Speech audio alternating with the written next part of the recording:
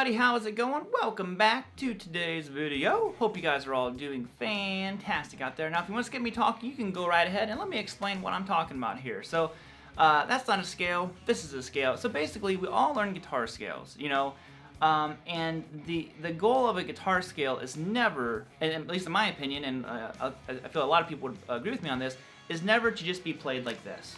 You know, just straight. The scale is simply a map for us to view the fingerboard and to be able to utilize those notes to make music. That's how we kind of connect the dots. Now you could of course be totally fine without ever learning a scale in your life. There's plenty of players who have done that.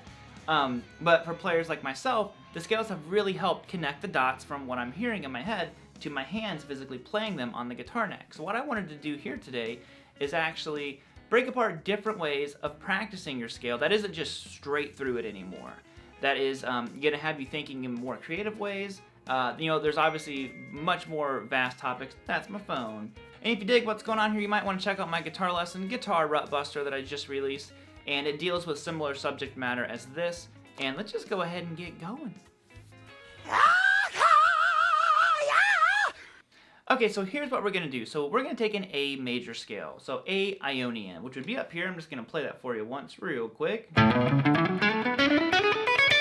If you don't know it, it'd just be 5, 7, 9 on the low E and the A, 6, 7, 9 on the D and G, and then 7, 9, 10 on the B and high E. Now what I want us to do here is we're going to practice playing our scale. You know, we're going to try to get it out of order right away. So we are going to play this scale only on 2 strings, but we're going to be string skipping. So it's in order, but not in order at the same time. So we're going to be going like this. Okay? And just this little sequence right here is a great one. You can hear those intervals between the notes are much further apart. It doesn't just sound like the straight scale anymore. So what am I doing exactly? Well, I'm going to be playing, was it 6, 7, 9 on the G. Now I skip the B and go to the high string, and I play 7, 9, 10. Which is all part of that Ionian scale that we just played. I'm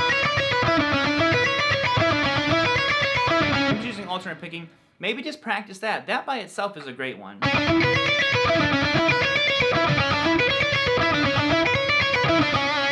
Now I shifted up and technically I'm moving into a new modal shape. This is more like a Dorian kind of idea. And what I'm doing here is I'm going to go 7, 9, 11 on the G, and I go 9, 10, 12 on the high E. And I repeat that and get to where you can, you know, cycle through each of these. My goal has always been just 4 times with absolutely no mistakes.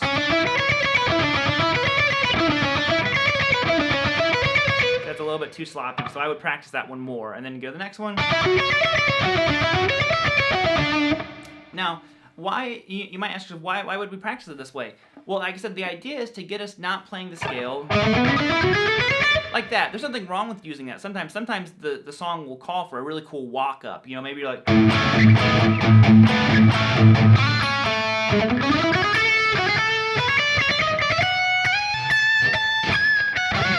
you know, whatever it might be.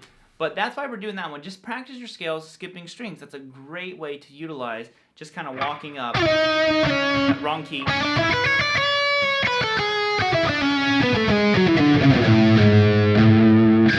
So start with that.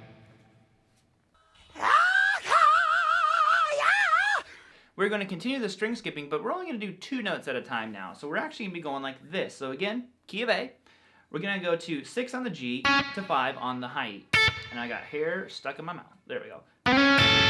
You've heard this licks like this before, but it's such a great way of utilizing your scale and looking at 2 different strings and 2 different spots at the same time. I'm telling you, it really opens up your eyes to a lot on the fingerboard. So we're just going to do it on the G and the high E. Okay, so next would be 7 and 7, 9 and 9, 11 and 10, 12 and 12, 14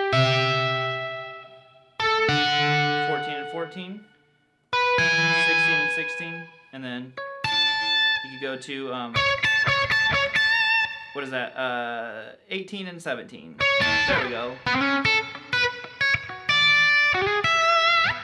So there's all kinds of ways that you can move through this, and already I love the clash of those notes. You know, it's a very musical kind of.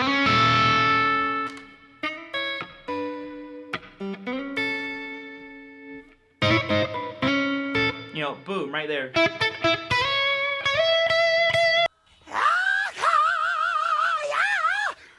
I got one more idea here for you, and this one I like to do a lot. I do it all the time. I do these little half-step bends in my playing. So when I'm going through whatever it is, you notice I can't help but instinctually now, I do it all the time.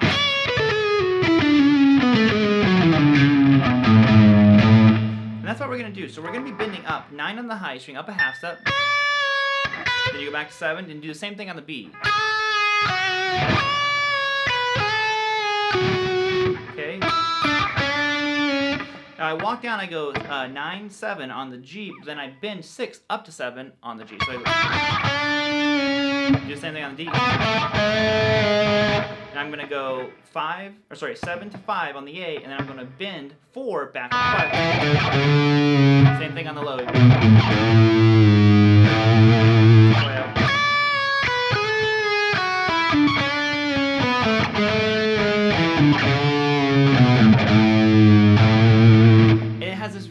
Cool, kind of just like it makes this scale. They're kind of going like this, not just straight through it anymore, like what I was talking about.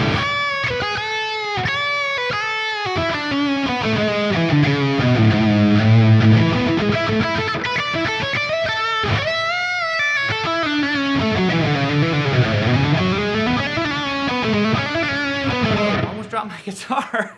That one, I'm getting too excited over here. That will be it, guys. Hope you got something out of that lesson. Like I said, you know, the scales are so powerful. You just want to make sure that you're using them in very musical ways.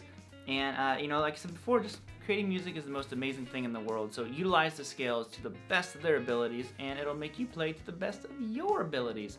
So until next time, guys, I will see you later. Hit the subscribe button, check out these 2 videos, and I will see you later. Later, homies. Woo!